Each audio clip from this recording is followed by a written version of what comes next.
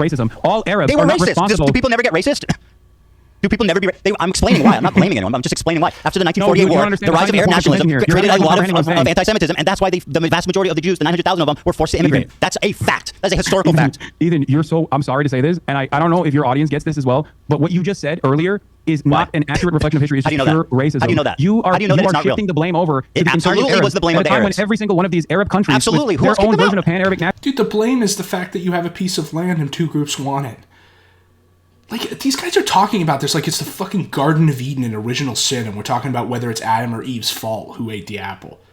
Like, it's so fucking, out of touch about why these groups actually hate each other. Still controlled, by the way. And the reason why, of course, is because they're not there. Like, right? They're just here in LA, and they only have, like, a theoretical understanding of any of this. By fucking European colonial powers like Vichy France. That was literally... And, you know, obviously me too. That's why I'm not I'm not saying, like, one side is more moral than the other.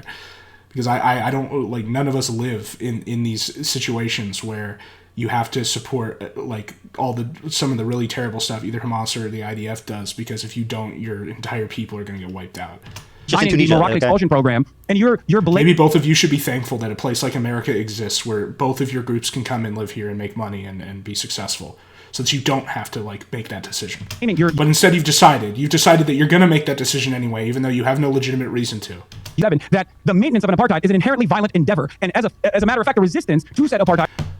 Being a sovereign state is a violent endeavor. It is about monopoly of force over a temporal field. There are no states that are not violent endeavors. It is the nature of statehood. That's why these two groups are fighting in the first place, to assert sovereignty over a particular piece of land. Terrorism, when conducted effectively, works to achieve an objective. Now, the question is whether you think that objective is worth all the terrible things you have to do. And if you believe the ends don't justify the means, then it doesn't. If you believe in the sanctity of human life, then it doesn't. But that would require acknowledging a God, which neither of you do. Nobody here is clean of killing civilians. And that's because killing civilians, from the perspective of it, like an asymmetrical conflict, deters people from supporting, like, whatever regime or anything that you're fighting against. That's the whole idea. It's not random. It's not just because they're evil. It is a strategic choice in this sort of warfare. You guys think that Hamas sit around like a fucking philosophy sewing circle and talk about, like, the relative harms of different tactics?